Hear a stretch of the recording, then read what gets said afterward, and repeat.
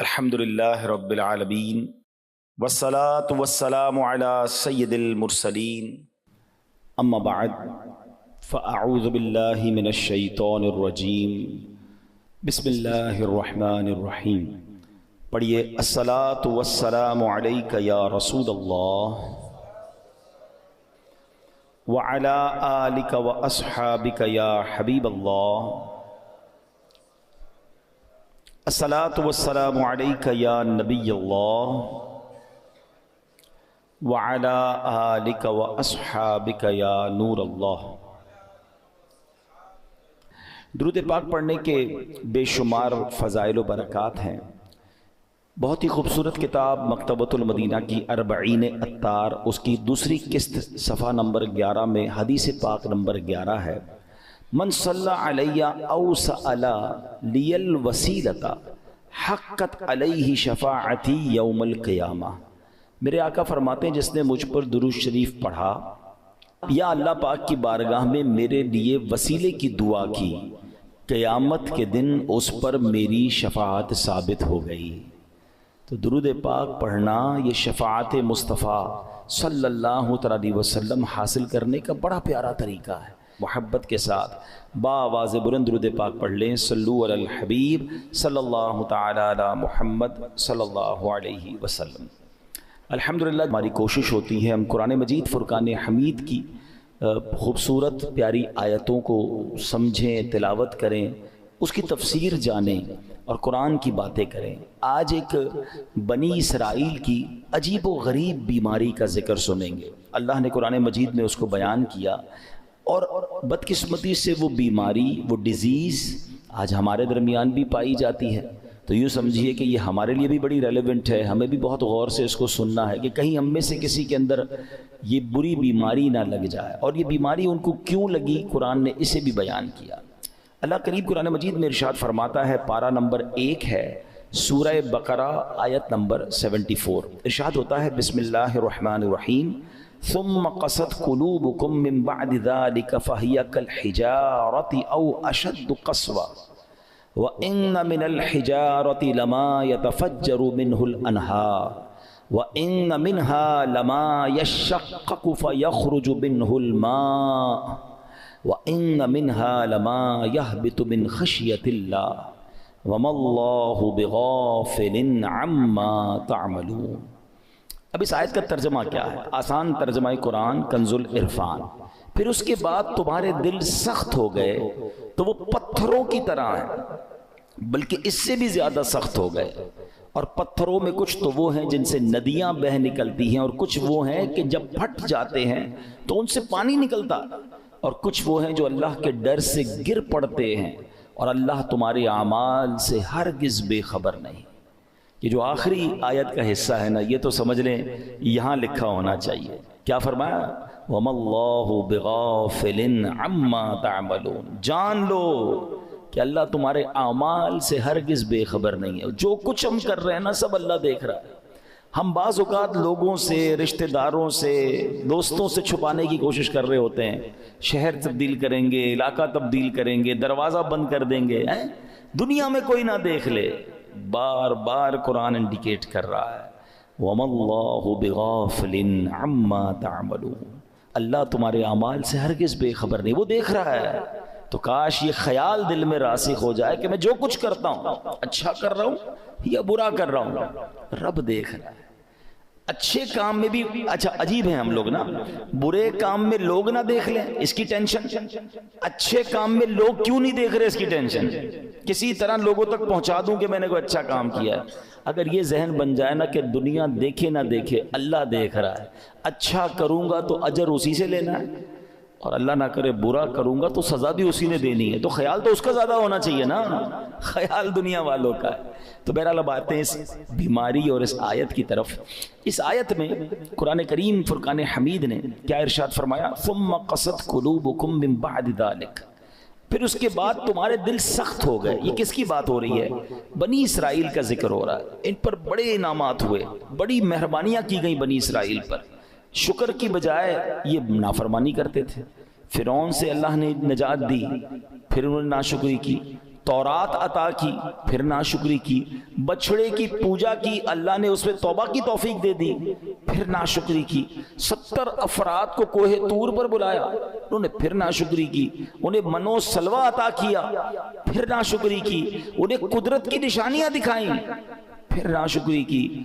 اللہ پاک کی نافرمانیوں میں مصروف رہے، ایک کے بعد ایک نافرمانی، ایک کے بعد ایک گناہ کرتے رہے، یہاں تک کہ ان کے دل سخت ہو گئے۔ مگر اب قرآن کیا کہتا ہے؟ کتنے سخت ہوئے؟ فَهِيَ كَالْحِجَارَةِ، تو وہ پتھروں کی طرح ہو گئے۔ پتھر کتنا سخت ہوتا ہے سمجھیے گا، یاد رکھیے سختی کی اور بھی چیزیں ہوتی ہیں، لوہا بڑا سخت ہوتا ہے، لکڑی بڑی سخت ہوتی ہے، مگر لوہا آگ سے نرم ہو جاتا ہے، لکڑی پانی سے نرم ہو جاتی ہے، مگر پتھر کتنا سخت ہوتا ہے، گرمائش میں پگھلتا ہے، ہتھوڑے مار مار کے اس کا برادہ تو کر سکتے ہیں، چورا چورا کر سکتے ہیں، مگر نرم نہیں کر سکتے۔ تو قرآن نے مثال کیا دی کہ دل پتھر سے سخت ہو گئے۔ اچھا پھر کہا او اشد قسوہ، پتھر سے بھی زیادہ سخت ہو گئے۔ اللہ اکبر، ان دلوں کا عالم کیا ہوگا کہ جن کو قرآن کہہ رہا ہے کہ تمہارے دل پتھر جیسے سخت بلکہ اس سے بھی زیادہ سخت ہو گئے۔ اللہ اکبر۔ اے میرے پیارے اسلامی، حالانکہ پتھر کی ایک اور تعریف قرآن خود آگے بیان فرما رہا ہے، وَإِنَّ مِنَ الْحِجَارَةِ لَمَا يَتَفَجَّرُ مِنْهُ الْأَنْهَارُ، پتھر میں تو کچھ وہ ہیں جن سے ندیاں بہتی ہیں، وَإِنَّ مِنْهَا لَمَا يَشَّقَّقُ فَيَخْرُجُ مِنْهُ الْمَاءُ، اور کچھ وہ ہیں جو پھٹ جائیں تو ان سے پانی نکلتا ہے، وَإِنَّ مِنْهَا لَمَا يَهْبِطُ مِنْ خَشْيَةِ اللَّهِ، اور کچھ وہ ہیں جو اللہ کے ڈر سے گر پڑتے ہیں، یعنی پتھر بھی اللہ کا خوف کرتے ہیں۔ پھر فرمایا وَمَا اللَّهُ بِغَافِلٍ عَمَّا تَعْمَلُونَ، اور اللہ تمہارے اعمال سے ہرگز بے خبر نہیں۔ اب یہاں بڑی یونیک معلومات اسٹونز کے بارے میں، پتھر کے بارے میں قرآن نے کیا فرمایا؟ پتھر چاہے کتنے سخت ہوں اللہ کے نافرمان نہیں ہوتے، یہ بھی پھوٹ پڑتے ہیں، ان سے بھی چشمے جاری ہوتے ہیں، خوف خدا کے سبب بڑی بڑی چٹانیں، بڑے بڑے پتھر لڑک جاتے ہیں، لیکن گناہگاروں کے دل جب سخت ہو جائے نا تو وہ اتنے سخت ہوتے ہیں کہ وہ پتھر سے بھی زیادہ سخت ہو، ان پر کوئی بات اثر نہیں کرتی، اللہ کا حکم سن کر یہ زیر نہیں ہوتے، عذاب کا تذکرہ سن لیں تو ان پر خوف طاری نہیں ہوتا، جنت کی نعمتوں کا سن لیں پھر بھی دل مائل نہیں ہوتا۔ اے میرے پیارے اسلامی بھائیوں، غور کیجئے، آج کے دور میں بھی بعض اوقات ایسے بندے دکھتے ہیں کہ جن کے دل سخت ہو جاتے ہیں، اور سختی کی قرآن نے وجہ جو تفسیر میں ہم نے سنی کہ گناہ پر گناہ، ایک کے بعد ایک دوسرا گناہ۔ حدیثوں میں یہ مضمون ملتا ہے کہ بندہ جب ایک گناہ کرتا ہے نا تو اس کے دل پر ایک نقطہ لگ جاتا ہے، بلیک ڈاٹ، دوسرا گناہ کرتا ہے پھر دوسرا نقطہ، تیسرا کرتا ہے تیسرا نقطہ، ایک وقت آتا ہے پورا دل ہی کالا ہو جاتا ہے، اب ہدایت کی کوئی بات اثر نہیں کرتی ہے۔ تو اسی لیے کہتے ہیں نا، جیسے ہی گناہ ہو جائے ویسے ہی توبہ کر لو، جیسے ہی نافرمانی ہو جائے ویسے ہی نیکی کر لو، کلیریفائی ہونا چاہیے، ہارٹ پیور ہونا چاہیے، آنسو بہایا کرو اللہ کی بارگاہ میں کہ یہ دلوں کو دھو دیتا ہے، دلوں کو صاف کرتا ہے، بندہ خوف الہی سے لرزتا رہے۔ مگر آج حال یہ ہے کہ دل اتنے سخت ہو گئے کہ کوئی ہدایت کی بات اثر کرنا تو دور کی بات اچھی بھی نہیں لگتی۔ آج کے دور میں کسی سے اچھی بات کرو، قرآن کی بات کرو، دین کی بات کرو، لڑنے لگ جاتا ہے مسلمان ہو کر، یہ کیا ہر وقت بات یہ لگائی بھی ہے، کیوں بھائی اللہ رسول کی بات کرتے ہو، ہم کوئی اور بات کر رہے ہیں۔ خود سوچیں، ہمیں ہر اس شخص کو سوچنا چاہیے کہیں دل سختی کی طرف تو نہیں جا رہا ہے۔ اچھا اب پتھروں میں شعور ہوتا ہے، یہ بڑی عجیب بات آج ہم نے سنی، شاید بہت ساروں کے لیے نئی بات ہوگی۔ مفتی احمد یار خان نعیمی بہت بڑے مفسر قرآن ہیں، فرماتے ہیں اس سے معلوم ہوا کہ پتھروں میں بھی شعور ہوتا ہے، یہ الگ بات ہے کہ ہمیں ان کے شعور کی خبر نہیں ہوتی۔ قرآن میں ایک اور جگہ اللہ نے ارشاد فرمایا، اور داؤد کے ساتھ پہاڑوں اور پرندوں کو تابع بنا دیا کہ وہ پہاڑ اور پرندے تسبیح کرتے ہیں۔ ہاں پرندے تو تسبیح کرتے ہیں، پہاڑ بھی اللہ کی تسبیح کرتے ہیں۔ آپ نے نہیں سنا ابو جہل کے ہاتھ میں کنکر تھے نا، کیا آ کر کہا تھا اس نے اللہ کے نبی کو کہ اے محمد صلی اللہ علیہ وسلم، اللہ کے سچے نبی ہو تو بتاؤ میری مٹھی میں کیا ہے۔ اللہ اکبر، نبی پاک کا کیا خوبصورت جواب تھا، فرمایا میں بتاؤں تیری مٹھی میں کیا ہے؟ جو تیری مٹھی میں کنکر ہیں بتا دے میں کون ہوں۔ اور پھر کنکروں نے کلمہ پڑھنا شروع کر دیا، تو پتہ چلا کہ پتھر بھی اللہ کی تسبیح کرتے ہیں۔ اللہ اکبر، اور احد پہاڑ کے بارے میں کون نہیں جانتا؟ اللہ آپ کو مجھے بار بار مدینہ پاک کی حاضری نصیب فرمائے۔ نبی پاک علیہ الصلوۃ والسلام، سبحان اللہ، آقا کے معجزات میں سے یہ معجزات ہے کہ جب نبی پاک مدینہ منورہ میں یا مکہ پاک میں سڑکوں پر کسی کے شاہراہ پر تشریف لے جاتے تو آس پاس کے پتھر نبی پاک کو سلام کیا کرتے۔ احد پہاڑ کے متعلق آقا نے فرمایا احد پہاڑ ہم سے محبت کرتا ہے، ہم اس سے محبت فرماتے ہیں۔ اب پہاڑ نبی پاک سے محبت کرتا ہے، اور یہ کیسا خوبصورت پہاڑ ہے کہ نبی پاک علیہ الصلوۃ والسلام نے فرمایا کہ احد میرے ساتھ جنت میں جائے گا۔ اب یہاں علماء نے اور خوبصورت بات کی کہ پہاڑ نبی پاک سے محبت کرے تو جنت میں جائے، تو جب امتی محبت کرے تو اس کا تو عالم ہی کچھ اور ہوگا نا۔ تو محبت رسول یہ جنت میں جانے کا سبب ہے۔ مگر جو ہمارا ٹاپک ہے کہ اللہ کی عطا سے یہ پہاڑ، یہ پتھر بھی رب کی تسبیح کرتے ہیں، ان میں بھی شعور ہوتا ہے۔ اللہ اکبر۔ اور احد کے پہاڑ کی تو یہ فضیلت ہے کہ ایک جگہ نبی پاک علیہ الصلوۃ والسلام نے فرمایا جب تم احد پہاڑ کے پاس آؤ فَكُلُوا مِن شَجَرِهِ، اس پر اگنے والے درخت کے پتے بطور تبرک کھا لیا کرو ہے۔ اور پھر فرمایا اگرچہ احد پہاڑ پر اگنے والے درخت کے صرف کانٹے ہی ملے، اگر پتے نہ ملے تو کانٹے چبا لیا کرو۔ اب یہاں تبرک کی دلیل بھی ملتی ہے، بھائی کانٹا کھانے سے کیا فائدہ ہوگا، پتا کھانے سے کیا فائدہ ہوگا، مگر چونکہ یہ جنتی پہاڑ ہے تو آقا نے فرمایا اس سے کچھ نہ کچھ کھا لیا کرو، تبرک لیا کرو۔ اب پہاڑ مبارک کیسے ہو گیا کہ یہ پہاڑ نبی پاک سے محبت کرنے والا ہے۔ تو ہم دوبارہ آتے ہیں پیارے اسلامی بھائیوں کہ ایک تو ہم نے یہ سنا قرآن کہتا ہے کہ کچھ پہاڑ پھٹ پڑتے ہیں، کچھ میں سے نہریں جاری ہوتی ہیں، کچھ سے پانی جاری ہوتی ہے، کچھ خوف خدا سے گر پڑتے ہیں۔ ایک بار امام ابو القاسم کشیری رحمۃ اللہ تعالی لکھتے ہیں کہ اللہ پاک کے ایک نبی کہیں سے گزر رہے تھے، آپ نے ایک چھوٹا سا پتھر دیکھا، مگر اس چھوٹے سے پتھر سے مسلسل پانی بہ رہا تھا۔ آپ بڑے حیران ہوئے، اللہ پاک نے اس پتھر کو بولنے کی طاقت عطا فرمائی، اور پتھر کہتا ہے کہ اے اللہ پاک کے نبی، جب سے میں نے سنا ہے معلوم ہوا ہے کہ جہنم کا ایندھن آدمی اور پتھر ہیں۔ قرآن کہتا ہے نا اے ایمان والو اپنے آپ کو اپنے گھر والوں کو جہنم کی آگ سے بچاؤ جس کا ایندھن آدمی اور پتھر ہے۔ تو ہم آدمیوں پر تو پتہ نہیں اثر ہوا نہیں ہوا، وہ پتھر کہتا ہے جب سے مجھے معلوم ہوا ہے کہ جہنم میں پتھر ڈالے جائیں گے جب سے میں رو رہا ہوں، جب سے خوف خدا کی حالت سے میری حالت بری ہے، اور یہ جو میرے اندر سے آپ پانی نکلتا دیکھ رہے ہیں یہ خوف خدا کے باعث ہے۔ آپ اللہ کے نبی تھے، آپ نے اللہ کی بارگاہ میں دعا کی اور اللہ پاک نے یا اللہ اس پتھر کو جہنم سے محفوظ فرما دے، دعا قبول ہو گئی۔ آپ چلے گئے کہیں، واپس آئے تو پھر اس پتھر سے پانی نکل رہا تھا، تو آپ نے کہا کہ اب تو تمہیں جہنم سے آزادی کی خوشخبری مل گئی، پھر کیوں رو رہے ہو؟ پتھر کو اللہ نے پھر قوت گویائی دی، کہتا ہے ذالک کان بکاء الحزن والخوف وہذا بکاء الشکر والسرور، کہتے حضور پہلے جو آنسو تھے وہ غم اور تکلیف کے تھے، اب جو آنسو ہیں وہ خوشی کے آنسو ہیں کہ اللہ نے جہنم سے آزاد کر دیا۔ تو یہ اللہ کی مخلوقات ہیں، اللہ پاک، یہ دنیا میں ہر طرف رب کا ذکر ہو رہا ہے، یہ اشرف المخلوقات کہلانے والا ہی غافل ہو جاتا ہے، حالانکہ ہم مجھے اور آپ کو بنایا ہی اللہ کی عبادت کے لیے۔ دیکھیں نا ہر چیز کے بارے میں ہم یہ جاننے کی کوشش کرتے ہیں what is the reason of the creation. Mobile کیوں بنا ہے؟ بات کرنے کے لیے بنا، اگر اس میں بات کرنے کی صلاحیت ختم ہو جائے، کوئی فنکشن نہ چلے، کیا کریں گے؟ موبائل کا گاربیج کر دیں گے نا۔ پین کیوں چلتا ہے؟ پین کیوں بنا؟ لکھنے کے لیے، لکھنا ہی نہ انک ختم ہو جائے، آپ کیا کرتے ہو؟ پھر بھی لگاتے ہو، پھینک دیتے ہیں۔ جو چیز جس لیے بنائی گئی اگر وہ کام نہ کرے تو اسے ڈسپوز کر دیا جاتا ہے۔ ہمیں کیوں بنایا گیا ہے؟ کبھی سوچا آپ نے؟ قرآن بتائے گا نا، ہمیں بنایا اللہ نے، تو اللہ ہی فرمائے گا نا کیوں بنایا، واٹ از دا ریزن۔ قرآن میں رب فرماتا ہے وَمَا خَلَقْتُ الْجِنَّ وَالْإِنسَ إِلَّا لِيَعْبُدُونَ، ہم نے نہیں بنایا انسان اور جنات کو، بس there is only one reason إِلَّا لِيَعْبُدُونَ، ہم نے اپنی عبادت کے لیے بنایا ہے۔ یعنی میں اور آپ بنے اللہ کی عبادت کے لیے، کام کچھ اور کر رہے ہیں۔ نمازیں ہماری قضا ہو رہی ہیں، روزے بہت بڑی تعداد میں لوگ نہیں رکھ رہے، اللہ کی عبادت سے دور، حالانکہ بنایا اس لیے گیا ہے۔ اور یہ پتھر کا واقعہ آپ نے سنا کہ یہ اس لیے رو رہا ہے کہ کہیں جہنم میں ڈال نہ دیا جائے۔ کبھی ہمارے آنسو بہے، کبھی ہمیں یہ خیال آیا کہ کہیں مجھے جہنم میں نہ ڈال دیا جائے، کہیں مجھے ایندھن نہ بنا دیا جائے جہنم کا۔ اللہ اکبر۔ اب آئیے بیان میں جیسے میں نے شروع میں کہا کہ ایک بیماری کا ذکر ہوگا، اللہ اس بیماری سے بچائے، اور وہ بیماری ہے دل کی سختی۔ کیا کہا قرآن نے؟ ثم قست قلوبکم من بعد ذلک فہی کالحجارۃ او اشد قسوا، پھر اس کے بعد تمہارے دل سخت ہو گئے تو وہ پتھروں کی طرح ہیں، بلکہ ان سے بھی زیادہ ہیں۔ اب دل کتنا اہمیت، کتنا امپورٹنٹ پارٹ ہے ہماری باڈی کا۔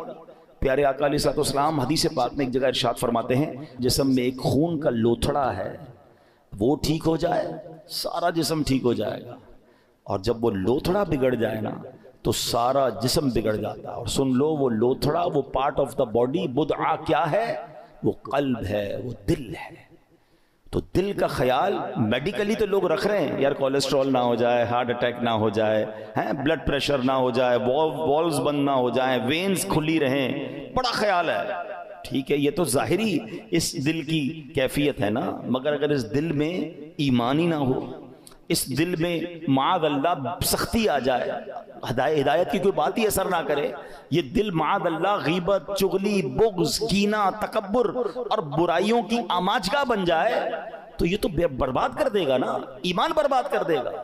ہمیں جان لینے والے مرض کا ڈر ہے، ہم ڈسکس بھی کرتے ہیں، ڈاکٹر کے پاس بھی جاتے ہیں، ٹیسٹ بھی کراتے ہیں، جناب بتائیں ہارٹ اٹیک نہ ہو، میری باڈی ٹھیک رہے، کتنی ایکسرسائز کرنی ہے، everybody talk about it. وہ کیوں؟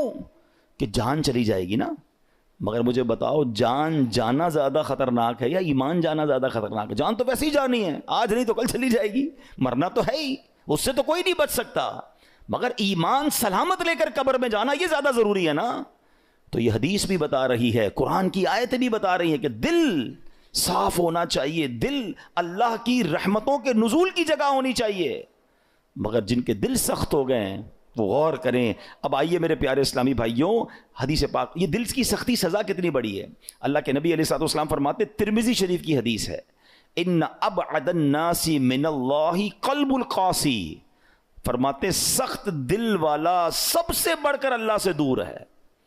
Nobody talk about it، کوئی بات ہی نہیں کرتا، ارے دل سخت ہے، یہ دل نرم ہے۔ اگر دل سخت ہو گیا نا تو پھر اللہ سے سب سے زیادہ دور وہ ہو جائے گا۔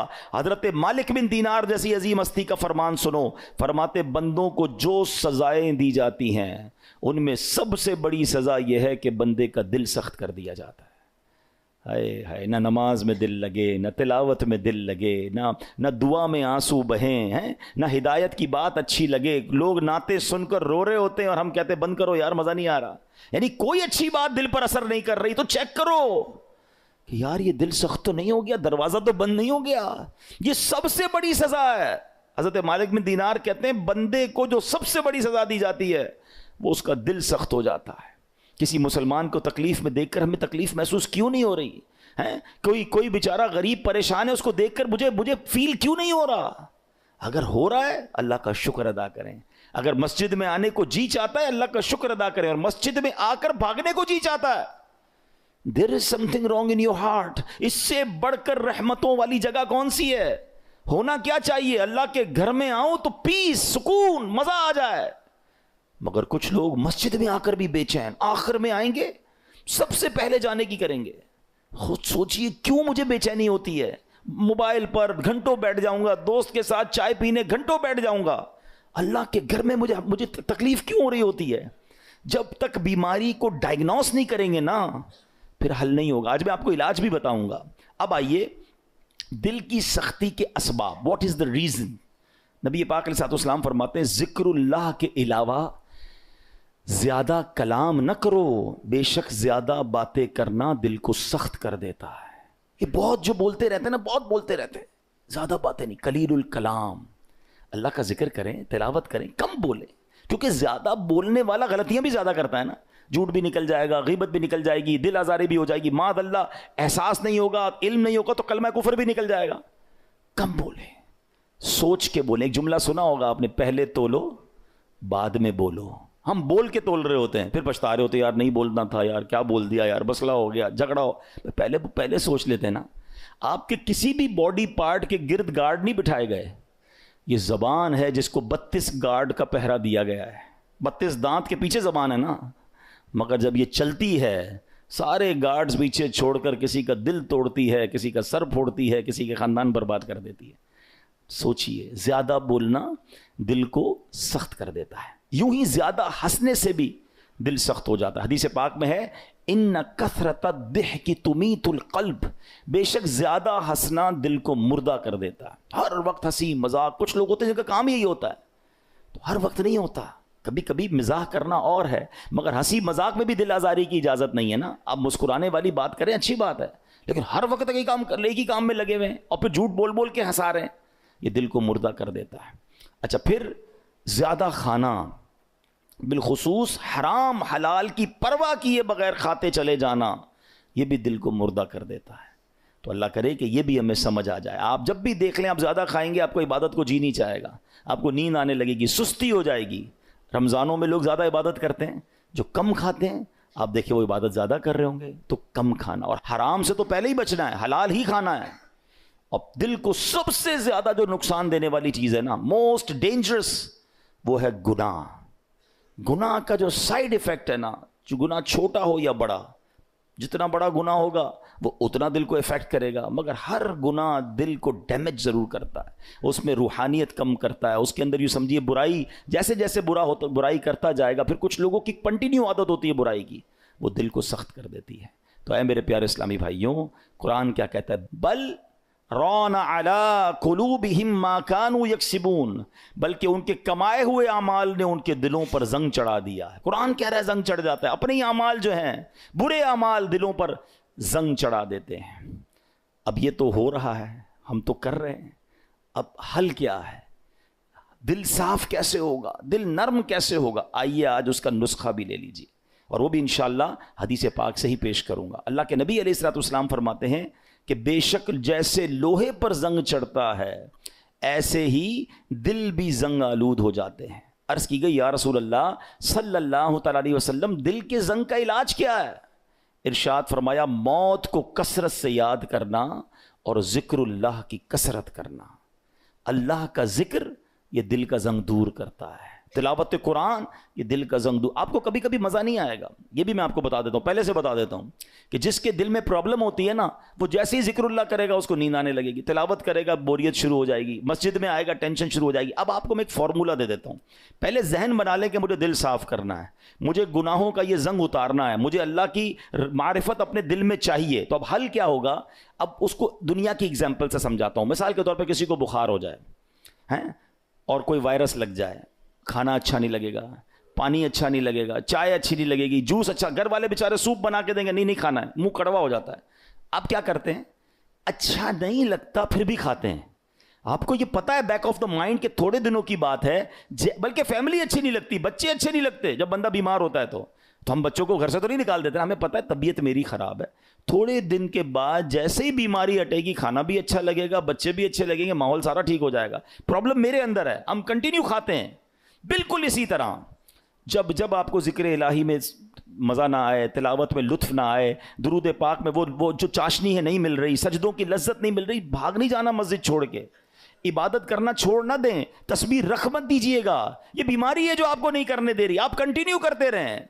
एक वक्त आएगा दिल का जंग दूर होगा, हर जिक्र इलाही आपको मज़ा देने लगेगा, हर सजदे में आपको मार्फत मिलने लगेगी, हर तिलावत का ज़ौक़ आपको मिलता रहेगा। आप दुआ के लिए हाथ उठाएंगे, आपके आंसू बहना शुरू हो जाएंगे, क्योंकि उस टाइम तक आपको ये करना पड़ेगा ताकि ये दिल का जंग दूर हो जाए। और जब अल्लाह के नबी ने फरमा दिया है कि मौत को कसरत से याद करना और जिक्र इलाही दिलों के जंग को दूर करता है। एक और प्रॉब्लम यह है, हम मौत बुलाए बैठे हैं, हमारे सामने जनाजे उठ रहे हैं, हमारे सामने लोग दुनिया से जा रहे हैं, हम कब्रिस्तान जाते हैं, वहां भी लोग फोन पे मस्ती मजाक कर रहे होते हैं। अरे पहले का दौर कैसा था, जब जनाजा होता था ना, मैयत के रिश्तेदार को ढूंढना मुश्किल हो जाता था। लोग कहते कैसे ढूंढे, सारे रो रहे हैं। और सब क्यों रोते थे? उनको मैयत से इतना प्यार नहीं होता था, सबको अपनी मौत याद आती थी। वो कब्रिस्तान देखकर समझ जाते थे कि हमने जाना है, मगर हम मौत भुलाए बैठे हैं। कभी कभी इन चीज़ों को याद करना चाहिए। आगे सुनिए, एक मरतबा एक औरत बीबी आयशा सिद्दीक़ा रज़ियल्लाहु तआला अन्हा की खिदमत में हाजिर हुई, दिल की सख्ती की शिकायत की। हज़रत आयशा ने फरमाया, अक्सिरी मिन ज़िक्रिल मौत, मौत को कसरत से याद करो। चंद दिन के बाद वो औरत आई और बीबी आयशा का शुक्रिया अदा करती हैं, कहती हैं जब से मैंने मौत को याद करना शुरू किया, ये बात रंग लाई है, मेरी दिल की सख्ती दूर हो गई है। تو کاش ہمیں یاد آئے، کبھی کبھی ویسے ہی قبرستان چکر لگا لیا کریں، دعا پڑھنے چلے جائیں، اندازہ ہو کہ دیکھو کون کون چلا گیا، کسی کا بڑا محل تھا، کسی کا ڈیفینس میں بنگلہ تھا، ڈیفینس کے قبرستان ہی چلے جائیں تو ڈیفینس میں رہنے والے وہاں تدفین ہے نا۔ ایک اور چیز سمجھا کریں آپ، دنیا میں اور آپ ایک سیکوینس کے ذریعے آئے ہیں، پہلے میرے دادا آئے، پھر میرے والد آئے ہیں، پھر میں آیا، پھر میرے بچے آئے ہیں، پھر ان کے بچے، یہ سیکوینس ہے نا۔ دنیا سے جانے کی یہ سیکوینس ضروری نہیں ہے، ایسا نہیں ہو کہ دادا ہی پہلے جائیں گے، ابو ہی بعد میں جائیں گے، پھر میں جاؤں گا، نہیں، دادا دنیا میں ہوتا ہے پوتا چلا جاتا ہے، والد ہوتا ہے جوان بیٹا چلا جاتا ہے۔ آپ نے نہیں دیکھا قبرستان جائیں نا، 15 سال کے بچے کی بھی قبر ملے گی، 5 سال کے بچے کی قبر بھی ملے گی، 75 سال کے بوڑھے کی قبر بھی ملے گی۔ اٹ مینز میں بھی کبھی بھی جا سکتا ہوں۔ اچھا، ہم میں سے کئیوں کو قبرستان کی دعا یاد ہوگی، یہ کتنی میننگ فل دعا ہے، مگر سمجھیں تو نا کیا دعا ہے؟ السلام علیکم یا اہل القبور یغفر اللہ لنا ولکم وانتم سلفنا ونحن بالاثر۔ مشکات شریف حدیث کی دعا ہے، پیارے آقا یہ دعا کیا کرتے۔ معنی کیا ہے؟ السلام علیکم یا اہل القبور، اے قبر والو تم پر سلامتی ہو۔ پھر کیا فرمایا؟ یغفر اللہ لنا ولکم، اللہ تمہاری اور ہماری مغفرت فرمائے۔ مگر جو اگلا جملہ ہے نا، انتم سلفنا ونحن بالاثر، تم پہلے چلے گئے ہو، ہم بعد میں آنے والے ہیں۔ کاش یہ بات سمجھ آ جائے کہ میرا ٹھکانہ وہی ہے، جانا ادھر ہی ہے، کون سی ترم خانی کام آئے گی، کون سا جاہو جلال کام آئے گا، کون سے پیسے کام آئیں گے، کون سی پراپرٹی کام آئے گی، سب کچھ ادھر رہ جائے گا۔ اعمال کام آئیں گے، 2 گز کی قبر ہے، اربوں پتی کو بھی لٹھے کا کفن ہے، اور فٹ پاتھ پر مرنے والے کو بھی وہی کفن ہے۔ یہ میرا لباس ہوگا، یہ میری قبر ہوگی۔ تو موت کو کثرت سے یاد کرنا یہ دل کو نرم کر دیتا ہے، یہ اس دل کی سختی کو دور کرتا ہے۔ اللہ اکبر۔ اے میرے پیارے اسلامی بھائیو، اسی طرح اللہ والوں کی جو نگاہ ہوتی ہے نا، ہاں وہ کہتے ہیں نا، یک زبانہ صحبت با اولیاء بہتر از 100 سالہ طاعت بے ریا۔ سینکڑوں سال کی بے ریا عبادت ایک طرف، کسی ولی کامل کی صحبت ایک طرف۔ اللہ والوں کی صحبت میں بیٹھے، ان کی نگاہ سے، ان کی صحبت سے دل کا زنگ اتر جاتا ہے۔ ہاں اسی طرح علماء کہتے ہیں اللہ والوں کی دشمنی جو ہے نا، کسی اللہ والے کی گستاخی، چاہے گناہ تھوڑا تھوڑا کر کے دل سخت کرتا ہے، یہ وہ گناہ ہے جو ڈائریکٹ دل کو سخت کر دیتا ہے، دل بالکل مردہ ہو جاتا ہے جو اللہ کے ولی سے دشمنی کرتا ہے۔ تو اے میرے پیارے اسلامی بھائیوں، اللہ والوں کی صحبت اختیار کریں، نیک لوگوں میں بیٹھا کریں، تلاوت قرآن کریں، ذکر الہی کریں، موت کو کثرت سے یاد کریں، تو یہ دل جو ہے اس کی سختی سے ہم محفوظ رہیں گے۔ وہ پتھروں کے بارے میں دیکھیں نا کہ پتھر خوف خدا سے روتا ہے، پتھر ذکر الہی کرتا ہے۔ ارے ہم تو اشرف المخلوقات ہیں، تو ہمیں تو اللہ کی یاد زیادہ کرنی چاہیے۔ تو بہرحال میرے پیارے اسلامی بھائیوں، یہ چند باتیں آج ہم نے سنی ہیں، اللہ پاک ہم سب کو عمل کرنے کی توفیق عطا فرمائے، آمین بجاہ النبی امین صلی اللہ علیہ وسلم۔